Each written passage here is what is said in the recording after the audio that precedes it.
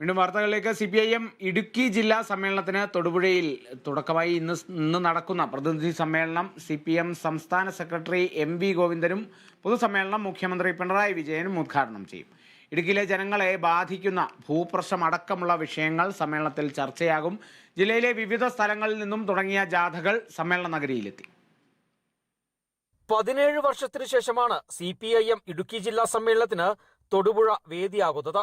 ജില്ലാ സമ്മേളനത്തിന് മുന്നോടിയായി 2072 ബ്രാഞ്ച് സമ്മേളനങ്ങളും 158 ലോക്കൽ സമ്മേളനങ്ങളും 15 ഏരിയ സമ്മേളനങ്ങളും പൂർത്തിയാക്കി. 355 പേരാണ് ലീസ് ഗ്രൗണ്ടിൽ നടക്കുന്ന പ്രതിനിധി സമ്മേളനത്തിൽ പങ്കെടുക്കുന്നത്. ജില്ലയിലെ വിവിധ സ്ഥലങ്ങളിൽ നിന്നും തുടങ്ങിയ ജാഥകൾ സമ്മേളന നഗരിയിലെത്തി. ഇടുക്കി ജില്ലയെ ബാധിക്കുന്ന ഭൂപ്രശ്നങ്ങൾക്ക് ശാശ്വത പരിഹാരം, കെട്ടിട നിർമ്മാണം ചട്ടം, വർദ്ധിച്ചുവരുന്ന വന്യമൃഗാക്രമണം, ഏലം മേഖലയുമായി ബന്ധപ്പെട്ട പ്രശ്നങ്ങൾ, തേയിലത്തോട്ടം തൊഴിലാളികളുടെ ദുരവസ്ഥ, കേന്ദ്ര ബജറ്റ് എന്നിവയ്ക്ക് പുറമെ സംഘടനാ വിഷയങ്ങളും ചർച്ച ചെയ്യും. നിലവിലെ ജില്ലാ സെക്രട്ടറിയായ CV വർഗീസ് തന്നെ സെക്രട്ടറിയായി തുടരാനാണ് സാധ്യത. കഴിഞ്ഞ സമ്മേളനത്തിലാണ് CV വർഗീസ് സെക്രട്ടറിയായത്.